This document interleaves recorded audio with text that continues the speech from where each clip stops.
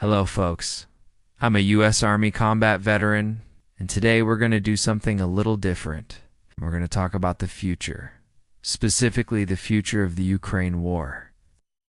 Because today, the Institute for the Study of War issued their annual report on the major regional security developments for 2024, and they, of course, included a section on Ukraine. So we were going to steal some of their analysis to help us understand what might happen in 2024. Let us get into it. Yes. So there's a lot here. It's not an exhaustive list, but I want to hit on some of the major points.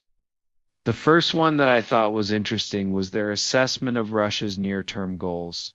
So ISW believes that Russia's short-term goal is to attrit Ukrainian forces and to fix Ukrainian manpower and material resources in place in the east and south to prevent Ukraine from launching a significant counteroffensive in the near term. Now, does that mean Russia is going to take Crimea or hold referendums in the occupied territories? Almost certainly not. What Russia wants to do is prevent Ukraine from making territorial gains, while at the same time making incremental gains themselves. As we talked about a lot in 2023, the war of attrition is going pretty well for Russia. They're inflicting a lot of casualties for relatively low cost. And so Russia probably wants to keep that going. What about Ukraine's short-term goals? Well, according to ISW, Ukraine's likely short-term goal is to force Russia to commit its limited supply of precision-guided munitions, or PGMs, on high-value targets in order to attrit. Russia's already degraded air force and air defense systems.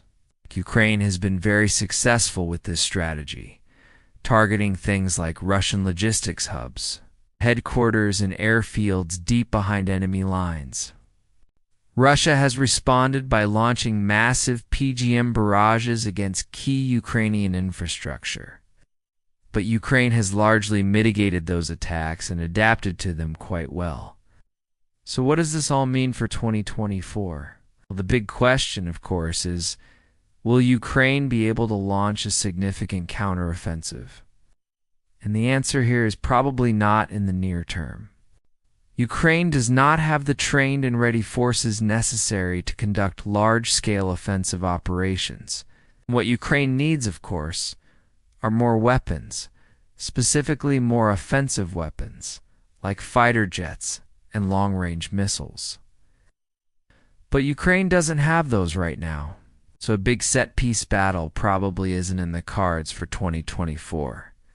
Instead, we'll probably see Ukraine continuing to attack Russian logistics, command and control, and air assets, causing Russia to waste their limited supply of precision-guided munitions on largely symbolic targets deep behind enemy lines. Outright.